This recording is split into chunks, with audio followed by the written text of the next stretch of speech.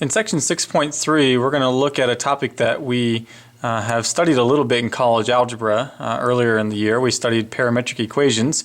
We're going to go in a little more depth this time. We're going to look at parametric equations. We're going to look at some parametric equations that involve trig functions, trig equations, and then we're also going to look at some application problems involving motion, which is a good use for parametric equations. So we're going to go in a little more depth than we did earlier in the year when we were in college algebra.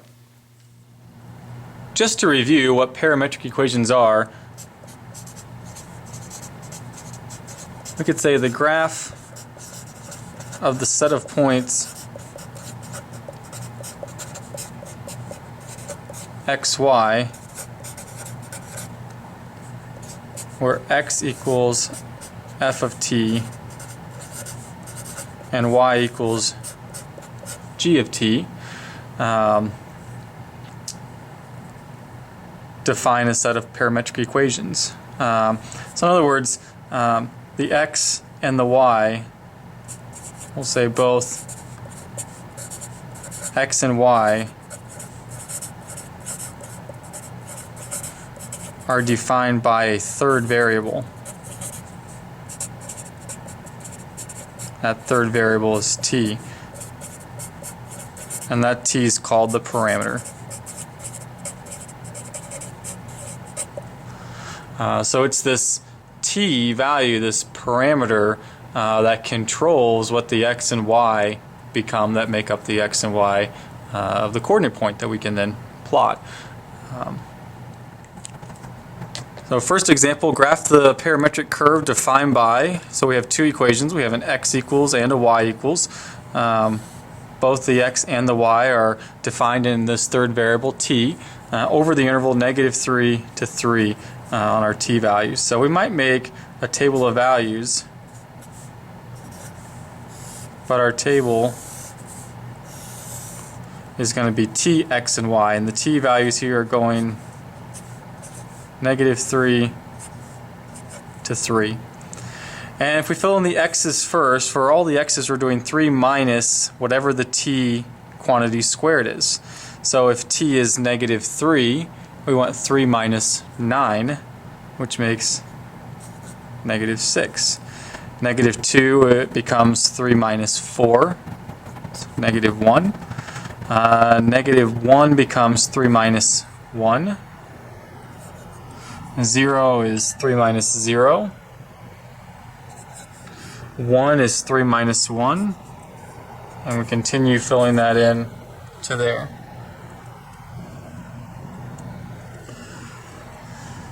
So now we fill in the y column. For the y, we just do 2 times the parameter. So 2 times the t value. 2 times -3 is -6.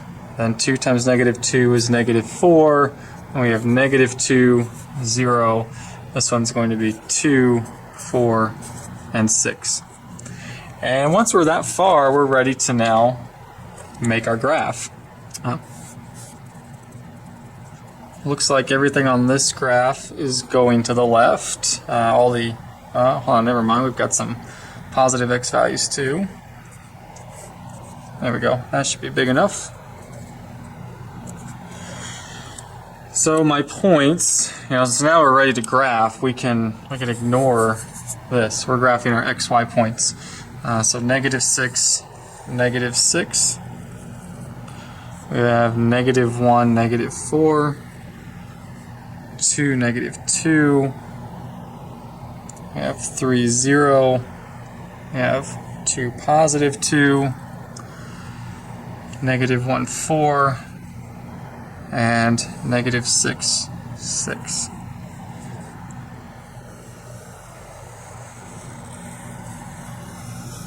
So if I could at all connect my points, and I didn't mean to draw that, what we would see is we kind of have a parabola, a half parabola, or not a half, a full parabola, but it's turned on its side. Okay, certainly we've seen equations of things like this. We've seen equations of parabolas that are horizontal in nature. So really nothing totally new, just new in the way it was defined with two equations instead of one. So oftentimes these parametric equations can be used to define equations and graphs of equations, or maybe even functions sometimes, of things that we already know, things we already recognize. So when I look at this, we haven't seen it before. We don't really know what this is. If we make a set of XY points, if we make a table and we plot the points that come out of the table, then we'll get an idea of what this is. But is there a way to figure out what this is without making the table and seeing the graph? And there is. And what we're going to do is, what we need to do is eliminate the parameter, get the t out. And so typically the way I do this is I'll take the x equation and solve it for the t. Okay, so I might add the 3t over, so x plus 3t equals 5. Subtract the x, so 3t is 5 minus x. Divide by 3, so t is 5 minus x divided by 3, or t is 5/3 minus, and then we'd have 1/3 x. So that's the value of the parameter. Now we're going to take that and substitute it in for t in the second equation, in the y equation. So we get then y equals 2 plus, and then the t is 5/3 minus 1/3 x. If I combine my like terms, we get negative 1/3 x plus 11/3. So eliminate the parameter. I've done that. We don't have, notice there's no t anymore. The parameter's gone. If I identify the graph, this is the graph of a line. It's got y-intercept, it's got slope. Any one of us could easily graph that.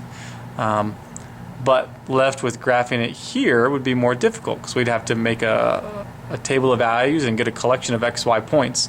So eliminating the parameter makes it sometimes much easier to recognize what the graph would be and to graph it. How about next we look at an example of parametric equations with trig equations. So this is something that we would not have seen in the college algebra course. Directions are identical to that in the last problem, in that we wanted to eliminate the parameter and then identify the graph. Now, in the last problem, we solved the x equation for t and then substituted in. That technique doesn't work as well when you have trig equations. So what I'm going to do first is I'm going to take both of these equations and I'm going to square them. X squared equals 25 cosine squared t, and y squared equals 25 sine squared t. Now I'm going to take them both, I'm going to add them together.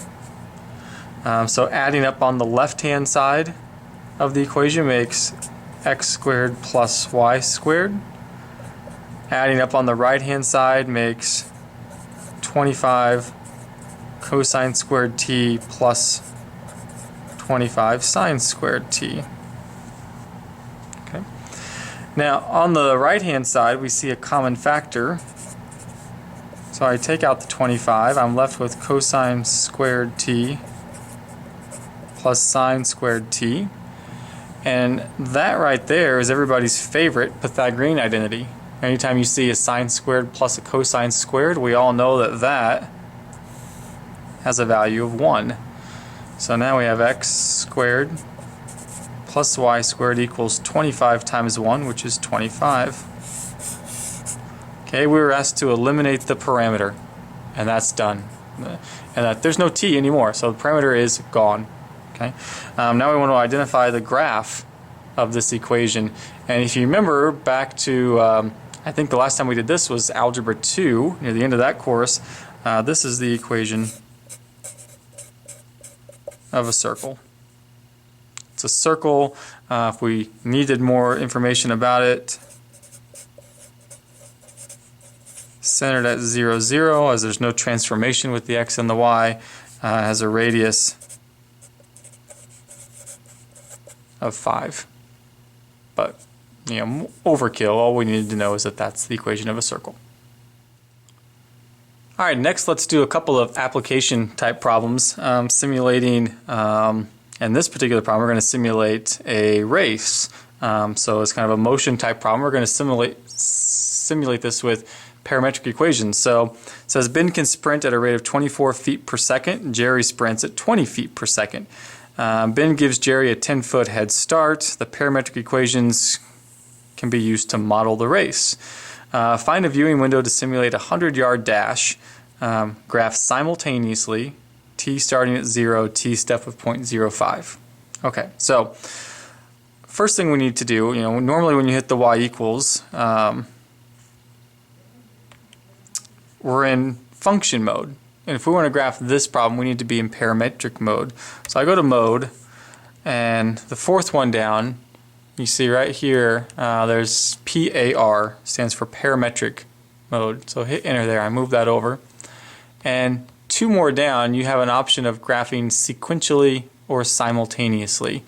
Since we want to see these two runners race across the screen, we want to see them graph at the same time. We want to see their graphs draw simultaneously, because that's how a race is run. The gun shoots and everybody runs at the same time. We don't take turns running. So we're going to switch it over to simultaneous. And now when you hit the y equals screen, notice it's got a much different look to it. It says x1 of t, y1 of t. You need both an x and a y equals equation to graph one line. So we'll just type them in as they look here. X1 is 20t, and for the t I use the variable button. Y1 is 3, x2 is 24t minus 10, y2 is 5. Now I'm going to go into the window and I'm going to set all this up, okay, so I can actually see this problem.